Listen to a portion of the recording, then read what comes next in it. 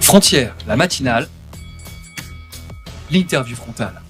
Fabrice Leggeri, bienvenue à vous. Si, bonjour. Alors, monsieur Leggeri, vous êtes député français au Parlement européen, c'est le titre exact pour le Rassemblement national. Et aujourd'hui, nous avons parlé d'un sujet assez intéressant avec vous, c'est la menace Antifa en France. Et nous allons commencer tout de suite par une vidéo de Street Press où l'Antifa notoire italienne et eurodéputée Ilaria Salis est dépeinte comme une héroïne et une martyre. Pour rappel, elle est accusée d'avoir participé à des agressions contre 9 personnes en Hongrie. On lance la vidéo et on revient. Cette enseignante de 40 ans, originaire de Monza en Italie, a passé 15 mois en prison après avoir été accusée d'avoir attaqué des manifestants néo-nazis à Budapest en février 2000. I was full of spots from bites of bed bugs. We were also full of beetles inside the cell. I thought I would have not survived. Madame Salis a tabassé des gens avec des barres de fer dans les rues de Budapest. Et voilà qu'elle nous fait la leçon sur l'état de droit. C'est absurde, non? This is a political motivated trial. Orban's government is carrying over this trial, fight against anti-fascists. La Hongrie et son premier ministre d'extrême droite, Viktor Orban, viennent de classer l'idéologie Antifa comme organisation terroriste. Et ça, quelques jours seulement après Donald Trump. Alors, monsieur Leggeri, on savait qu'on avait des Antifa à l'Assemblée nationale française, mais vous en avez même au Parlement européen. Oui, malheureusement, nous avons des antifas, de prétendus antifas dans les rangs du Parlement européen. Nous voyons à l'échelle européenne également cette menace terroriste, on peut le dire. Alors moi, ce que je voudrais dire, c'est que personnellement, j'ai signé avec d'autres collègues du Rassemblement national et d'autres groupes, notamment les conservateurs et réformistes italiens, nous avons signé une demande au sein du Parlement européen pour que les antifas, comme ils s'appellent, soient également classés sur la liste des terroristes telle qu'elle est reconnue au niveau de l'Union européenne. Vous savez peut-être qu'il y a une liste de l'Union européenne qui est validée par les États membres et qui reconnaît un ensemble d'organisations comme étant terroristes. Et nous avons demandé à ce que les antifas soient considérés comme des terroristes, mais malheureusement, notre résolution jusqu'à présent n'a pas trouvé de soutien suffisant dans l'hémicycle du Parlement européen. Qu'est-ce qui manque pour que ça arrive ? Ce qu'il manque, c'est que les partis, les groupes de l'establishment veuillent bien regarder la réalité en face. Vous avez malheureusement tout le groupe des socialistes et démocrates qui sont, je dirais, prisonniers de leurs amis plus à gauche, notamment les Verts et de Left, qui est en fait l'extrême gauche, dans les rangs de laquelle siège Madame Salis. Vous êtes revenu sur le parcours de Madame Salis et je pourrais en dire quelque chose. C'est députée européenne italienne qui a effectivement tabassé des gens en Hongrie. Vous savez ce qui s'est passé, cette députée d'extrême gauche, Madame Salis, qui a été arrêtée en Hongrie, qui a passé 15 mois dans une prison en Hongrie, a effectivement participé à des violences dans la rue à Budapest, avec d'autres soi-disant antifa et autres, je dirais, activistes d'extrême gauche. Ils ont, avec des barres de fer, avec des marteaux, violenté des passants ou des personnes qu'ils considéraient, selon eux, comme trop à droite, trop conservateurs. Et la justice hongroise a demandé la levée de l'immunité parlementaire de Madame Salis au Parlement européen. C'était il y a quelques semaines. Et figurez-vous, voilà le scandale, et voilà qui va répondre à votre question.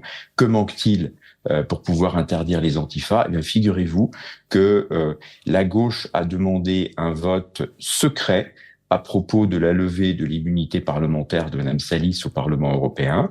Ça n'était jamais arrivé que l'on demande à procéder par vote secret. Cela a été accepté, je suppose, évidemment, avec la complaisance de l'establishment de tous bords, notamment aussi du PPE, du centre droit du Parti populaire européen. Et à deux voix près, à 2 voix près, la levée de l'immunité de Madame Salis a été refusée. Donc on voit bien à quoi cela correspondait, cette demande de vote secret. C'était pour permettre à 2 députés européens, je ne sais pas lesquels, mais vraisemblablement au centre ou au centre droit, qui se sont associés. Contre quoi, qu'ont-ils gagné, je ne sais pas, mais ils se sont associés pour refuser la levée de l'immunité parlementaire de Mme Salis, ce qui est un scandale pour la démocratie, mais aussi pour ceux qui donnent des leçons d'état de droit, comme le dit Viktor Orban dans votre reportage. Est-ce que le PPE a voté pour la levée de l'immunité d'après les informations que vous avez ? Le PPE étant le groupe des LR, entre guillemets.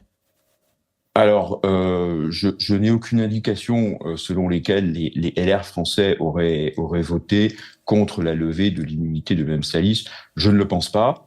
Je pense qu'ils ont probablement voté pour la levée de l'immunité parlementaire, mais je ne peux absolument pas savoir qui a voté contre, puisque il y avait un vote secret. Et lorsqu'il y a un vote secret au Parlement européen, au lieu de voir s'allumer la lumière verte, rouge ou blanche de l'abstention, vous voyez s'allumer une lumière bleue sur le pupitre de chaque député. La lumière bleue voulant dire il a techniquement voté, mais comme c'est secret, vous ne verrez pas la couleur verte, rouge ou blanche de l'abstention.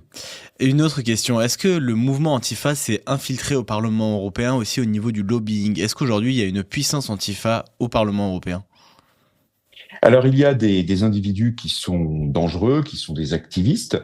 D'abord, ça se voit au nombre de drapeaux, vous savez, associés aux Antifa, des drapeaux palestiniens, des drapeaux de toutes ces luttes prétendument antifascistes pour la démocratie, etc., mais qui ne font que promouvoir d'autres idéologies terroristes avec beaucoup de complaisance, de sympathie pour le Hamas, notamment en ce qui concerne le thème de Gaza. Nous avons vu fleurir des pancartes sur les fenêtres de certains étages du Parlement européen, dans les étages où se trouvent les personnels et les députés européens du groupe de l'Est, qui est en fait le groupe où siège notamment LFI en ce qui concerne les Français, ou Podemos en ce qui concerne les Espagnols, et également le groupe d'extrême gauche de Mme Salis pour l'Italie, mais enfin il y a plusieurs nationalités. Et sur leurs fenêtres, donc vis-à-vis de l'extérieur, mais en particulier face à notre bâtiment, où les députés européens de notre groupe des Patriotes pour l'Europe, donc face à nous, députés du Rassemblement national, face à nos personnels, nos assistants parlementaires, il y avait des banderoles siamo tutti antifascisti, nous sommes tous antifascistes, et il a fallu des semaines, pour ne pas dire plusieurs mois, avant que nous réussissions à faire enlever ces banderoles par l'administration du Parlement européen. Parce qu'il y a une complaisance de l'administration ? C'est-à-dire que nous avons demandé, puisque vous savez, depuis de nombreuses années, et là je me réfère à des souvenirs que m'ont relaté des collègues du Rassemblement national, notamment notre chef de délégation Jean-Paul Garot, qui se souvient avoir été sanctionné pour avoir mis un drapeau français sur son pupitre en hémicycle, et donc toutes les députés de son groupe politique de l'époque, donc qui était avant les Patriotes, mais enfin qui était le groupe où siège le Rassemblement national, tous les membres avaient mis un petit drapeau national sur leur pupitre en hémicycle, et cela a été considéré par le règlement du Parlement européen, et donc par le président de l'époque et les vice-présidents, comme contraire au règlement du Parlement européen, car manifestation d'une appartenance, si vous voulez, qui normalement ne doit pas être revendiquée dans l'hémicycle. Mais là aussi, nous voyons qu'il y a quand même 2 poids 2 mesures. Donc des drapeaux nationaux, c'est immédiatement sanctionné, Par contre, voilà, ce genre d'affiche, ça a pris plusieurs semaines, plusieurs mois. Je vous parle aussi du kéfier, puisque le kéfier est devenu le symbole de ces groupes d'extrême gauche pro-Hamas, que l'on voit très nombreux parmi les membres de LFI et leurs amis et alliés du groupe de left au Parlement européen. Et là aussi, nous avons mené un combat, le groupe des Patriotes en particulier, où siège le Rassemblement national, et nous avons demandé que ce kéfier ne puisse pas être utilisé lors des interventions. Donc normalement, en fonction de qui préside les séances dans l'hémicycle, si c'est la présidente du Parlement ou si ce sont d'autres vice-présidents qui ont parfois un peu plus de complaisance ou de sympathie pour les mouvements de l'extrême gauche, eh bien l'application de cette règle est soit stricte, soit un petit peu plus négligente. Et en tout cas, l'objectif est de demander notamment à Madame Rima Hassan, mais elle n'est pas la seule, ou à ses alliés, d'enlever le kéfier lorsqu'ils prennent la parole en hémicycle. Donc voilà où on en est. Donc oui, il y a une infiltration. Et d'ailleurs, je peux vous raconter une anecdote aussi qui date de enfin c'était hier après-midi. J'allais au service du Parlement européen qui nous permet d'enregistrer des vidéos, pour ensuite des vidéos donc à contenu politique en rapport avec notre activité au Parlement européen. Et à ma grande surprise, l'un des agents, qui est donc un fonctionnaire, ou en tout cas un contractuel, on va dire, du service public du Parlement européen, il portait ostensiblement avec son badge un petit emblème, drapeau palestinien, symbole de kéfier en miniature. Voilà, donc je me suis étonné que un employé public, donc qui a un contrat avec l'administration du Parlement européen, puisse arborer manifestement un signe qui n'est pas neutre. Voilà, donc là, ça va encore plus loin parce que ce ne sont pas des assistants parlementaires, on va dire, de LFI ou de leurs alliés Podemos ou d'autres. Bon, à la limite, les assistants parlementaires participent à faire de la politique. Je ne partage évidemment pas le symbole du kéfier ou de tous ces slogans d'extrême gauche. Mais bon, je peux comprendre que leurs assistants parlementaires puissent se sentir militants auprès de leurs députés européens. Là, ce que j'ai vu hier soir, c'est un employé, si vous voulez, un agent public qui est tenu normalement à une stricte neutralité. Une question. Comment est-ce que vous expliquez que les mouvements antifa s'allient avec ceux qui sont pro-Hamas?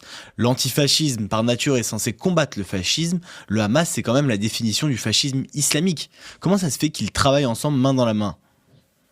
Et il y a un grand paradoxe que nous voyons bien au Parlement européen, mais qui se voit de manière générale, je crois, dans la plupart des pays européens ou des pays occidentaux, parce que ça vaut aussi, bien sûr, aux États-Unis, hein, en particulier. Vous avez une espèce d'alliance, alors est tactique, entre le wokisme, l'islamo-gauchisme, l'extrême gauche dite antifasciste. Donc toutes ces galaxies ont pour point commun, me semble-t-il, d'avoir une haine de ce que nous sommes, alors quand on sait en France, une haine de la France, lorsque c'est au niveau européen, une haine de ce que représente la culture européenne, la civilisation, le mode de vie européen. Et par cela, je veux désigner le fait que normalement, nous vivons dans des démocraties, nous vivons dans des sociétés où le débat politique consiste à échanger des arguments politiques qui peuvent s'affronter avec des moyens politiques. Et le moyen politique par excellence dans une démocratie, ce sont les élections, et non pas la violence, comme on le voit dans les rues, comme on le voit encore, on l'a vu il y a quelques jours avec les agressions dont a été victime Jordan Bardella. Mais il y a cette alliance de fait entre islamo-gauchistes, et les activistes d'extrême gauche. Alors les wokistes, eux, ont, je dirais, une complaisance. Alors eux, ils sont pas violents nécessairement avec des marteaux ou des barres de fer pour une intimidation physique. Mais ils sont visés, alors oui, ils peuvent l'être, mais ils sont surtout violents, je dirais, institutionnellement, et en particulier dans les lieux de culture. Et je pense notamment aux universités, aux centres de recherche, probablement aussi dans l'audiovisuel public, c'est-à-dire partout où ils veulent faire taire des voix qui pourraient être plus nuancées, plus modérées, voire hostiles à leurs idées. Donc voilà la situation dans laquelle nous sommes. La démocratie est véritablement en danger, mais il faudrait que le pouvoir se réveille. Et j'ai l'impression que le gouvernement français regarde ailleurs, bien entendu. Et je voudrais simplement rappeler ce que le petit jeu auquel jouait Monsieur Darmanin lorsqu'il était encore ministre de l'Intérieur.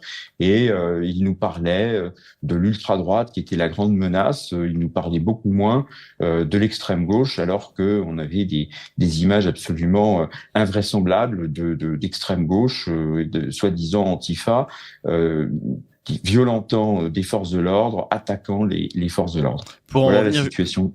Pour en revenir justement à la situation en France, il y a une très grande mensuétude envers les antifas violents en France. On en a fait un magazine, j'imagine que vous l'avez vu, Antifa, la nouvelle menace terroriste, où on recense une petite partie des violences des antifas en France, parce que le magazine ne fait que 112 pages, on pouvait pas tout mettre.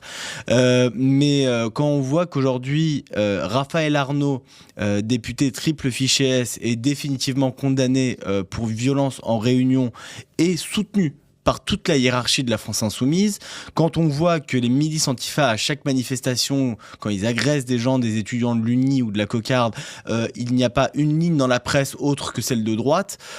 Comment ça se fait qu'il y ait une telle mensuétude envers des violences physiques qui est quand même la base de ce qu'il y a de plus condamnable dans une démocratie? Eh bien, c'est tout simplement la preuve que ces idéologies antifa, d'extrême gauche, ont infiltré de nombreux lieux de pouvoir.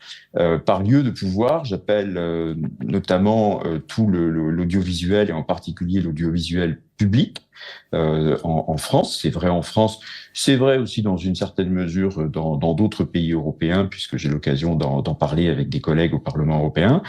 Et vous avez, je dirais, une complaisance de la part de journalistes qui s'explique soit par la crainte pour eux-mêmes de menaces physiques, de menaces de violence, ou de manière peut-être plus subtile, la crainte de perdre son poste, la crainte d'être gêné dans la progression de sa carrière. Donc il n'y a pas que probablement, je dirais, de la complaisance idéologique de la part de tous les journalistes, ceux travaillant dans des médias publics, mais il y a une véritable emprise idéologique qui utilise toute la gamme des violences physiques, on l'a vu, mais des violences politiques, institutionnelles, sous forme de harcèlement politique et de menaces. Donc ça, c'est l'explication en ce qui concerne les médias, pourquoi il n'y a pas davantage de médias qui en parlent. Et puis, n'oublions pas, en ce qui concerne le gouvernement français, n'oublions pas que, Emmanuel Macron est intervenu avec sa famille politique pour, en 2024, lors des élections législatives, se maintenir et finalement en faisant alliance. Donc le groupe d'Emmanuel Macron, sa majorité, ses amis politiques ont fait alliance avec l'extrême gauche en appelant à voter LFI ou en appelant à des retraits de candidatures dans les circonscriptions qui pouvaient être votés, qui pouvaient être gagnés par des candidats du Rassemblement national ou de nos alliés de l'UDR, d'Éric Ciotti. Donc, il y a une complaisance. L'alliance de la carpe et du lapin qui nous a donné les résultats qu'on a eus aux élections législatives de 2024.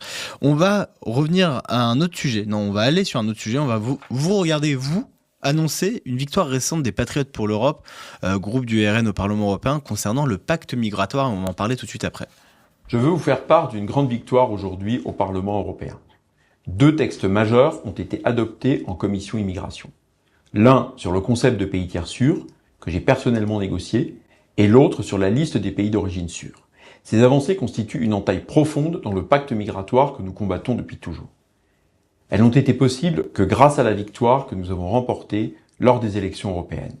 Le principe de pays tiers sûr, c'est simple. Pouvoir rediriger une demande d'asile vers un État extérieur à l'Union qui garantit une protection conforme au droit international. Jusqu'ici, ce principe était presque inapplicable. Nous l'avons rendu opérationnel.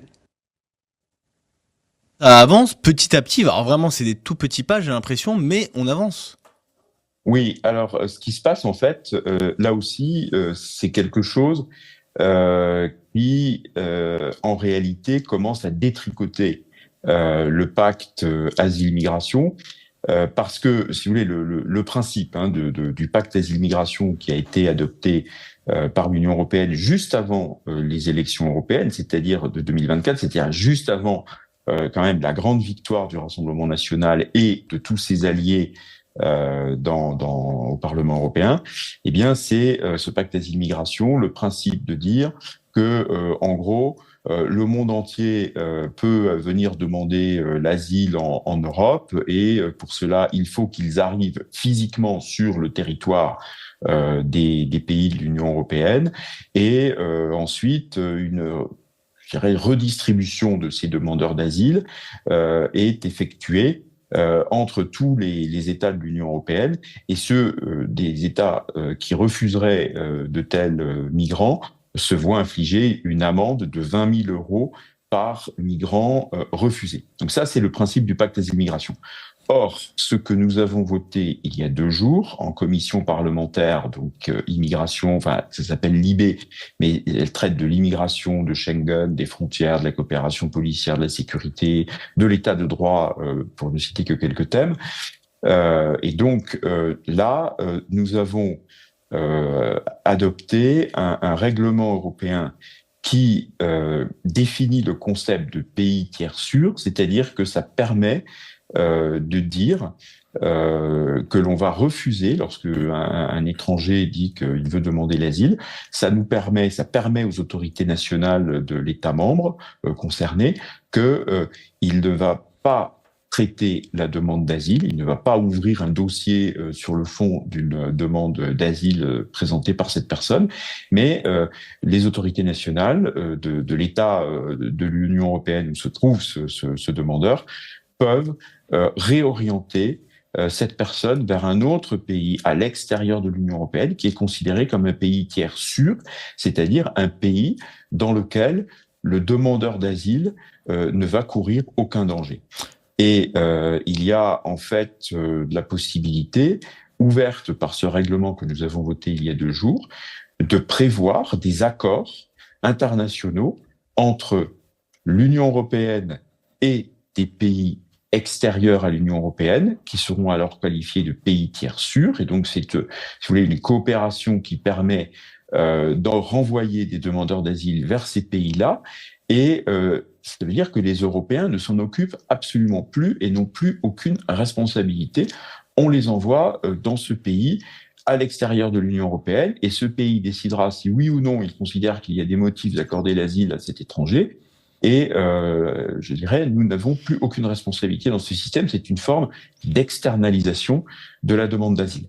Donc il y a des accords qui pourront être conclus entre l'Union européenne en tant que telle et des pays extérieurs, mais il y a aussi la possibilité, et je me suis personnellement battu pour élargir cette possibilité, que chacun des États membres de l'Union européenne, au niveau national, ou bien des groupes d'États membres de l'Union européenne, et de manière intergouvernementale entre eux, puissent négocier et conclure des accords avec des pays extérieurs à l'Union européenne. Je dirais que sur ce point, mon combat en tant que coordinateur de mon groupe des Patriotes pour l'Europe, ça a été de limiter le rôle et les interférences possibles de la Commission européenne. Je redoutais en particulier que la Commission européenne ne veuille se mêler de superviser, de donner des avis obligatoires sur les projets d'accords tel que par exemple il en existe un entre l'Italie de Madame Meloni et l'Albanie. Vous vous souvenez peut-être de cet épisode. Oui. On a aussi d'autres pays qui seraient potentiellement concernés par de tels accords. Donc c'est une victoire parce que pour la première fois, nous avons réussi à mettre en échec la logique du pacte asile-migration, puisque nous disons dans ces textes, nous ne sommes pas obligés de prendre toutes les demandes d'asile. On peut renvoyer sans aucun examen de la demande d'asile des personnes vers des pays tiers sûrs. La suite du combat sera évidemment d'élargir la liste des pays tiers sûrs, puisque, je vous disais, en parallèle de ce règlement qui définit le concept et le mode d'emploi des pays tiers sûrs, il y a un deuxième règlement qui a été adopté dans la même foulée au même moment, et qui, lui, établit la liste des pays tiers sûrs. Ce n'est qu'un début, et l'essentiel de notre combat va consister à augmenter la liste des pays tiers sûrs. Et je dirais que le motif de satisfaction, c'est que nous avons au Parlement européen, dès le début, manifesté de la fermeté face à la gauche et enfin toutes les gauches socialistes, verts, extrême gauche, et puis les macronistes de Renaissance, Renew, de Madame Hayet. Et nous avons finalement contraint le PPE, le centre droit, à regarder en face que la seule possibilité de faire accepter ces deux règlements sur les pays tiers sûrs et pays d'origine sûre, c'était de travailler avec nous, les Patriotes pour l'Europe, donc au siège du Rassemblement national, avec nos collègues d'un autre groupe, donc les conservateurs et réformistes européens de Madame Meloni, et aussi, et là je suis allé les mobiliser, les convaincre de travailler avec nous, les nations souveraines d'Europe, où siège par exemple l'AfD allemande. Donc ça veut dire que vous avez quand même un tremblement de terre peut-être à bas bruit, mais vous avez le rapporteur sur ce texte était une Allemande chrétienne démocrate, donc du PPE, qui indirectement par je vais dire notre intermédiaire et mon intermédiaire dans les réunions de coordinateurs a accepté de prendre des amendements d'un groupe comme les nations souveraines d'Europe où siège l'AfD allemande, et certains amendements étaient aussi rédigés par eux. Donc ça veut dire que nous devenons de plus en plus, nous, Rassemblement national, un pivot qui permet d'aller encore plus vers des méthodes et des solutions fermes. Et donc ça veut dire que ça augmente la possibilité de nos amendements d'être pris en compte, ce qui a été le cas. Pour moi, c'était une condition absolument indispensable.